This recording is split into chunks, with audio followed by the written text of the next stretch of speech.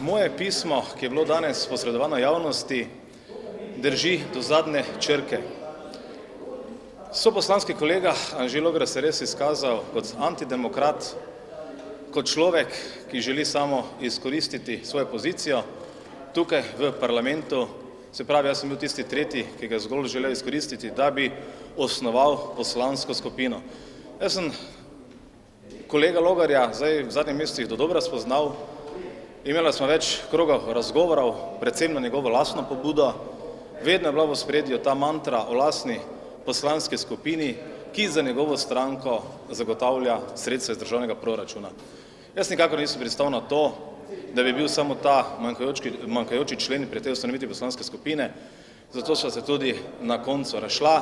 Kaj se tiče njegovih izjav, da sem jaz karkoli pogojeval, on je bil tisti, ki je na začetku teh preliminarnih pogovorov dejal, da bomo skupaj z Irglovo osnovna politična celica. Seveda tega ni nikoli mislil, pa tudi, ko sem ga spoznal, če bi mi ponudil, da bi bil sopredsednik stranke, tega več ne bi želel biti. Zdaj, jaz kot poslanec ostajam aktiven poslanec, se pravi, moja pot do konca tega mandata bo v vlogi samostojnega poslanca Državnega zbora. Kot vedno se bom boril za zapostavljenega, prezrtega človeka, ki mislim, da jih je v Sloveniji dosti, in seveda bom vedno glasni borec proti opozarjanju glede sistemske korupcije. Spomnite se, vendarle sem bil jaz nosilec interpelacije zoper zdaj že bivšo pravosodno ministrico in tukaj bo moj fokus mojega poslanskega dela do konca tega mandata.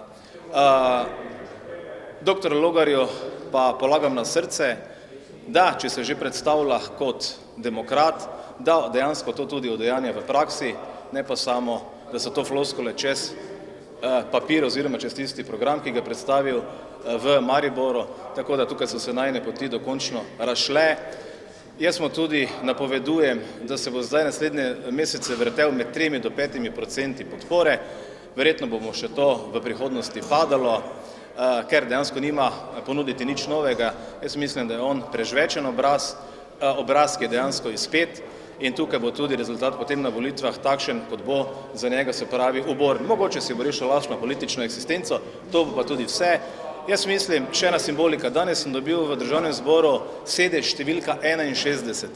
Jaz osebno mislim, da bo naslednja koalicija desnosredinska, in če bi slučajno zbrala takšno, da rečemo, ustavno večino, kot je moj sedež 61, se pravi 60 plus, simbolizira, da potem so tukaj možne res korenite spremembe, se pravi spremembe, ki se nanašajo na reforme, ki jih gospod, ki sedaj govori, se pravi Robert Golob, nikakor ni izvedel, pa se pravi še ima dobro leto do konca mandata, in tukaj mislim, da je rešitev za Slovenijo in tukaj seveda dr. Logar ne more biti premier, on je kvečjemu potem lahko spet navadni poslanec in kot rečeno, zgodbo smo zaključili.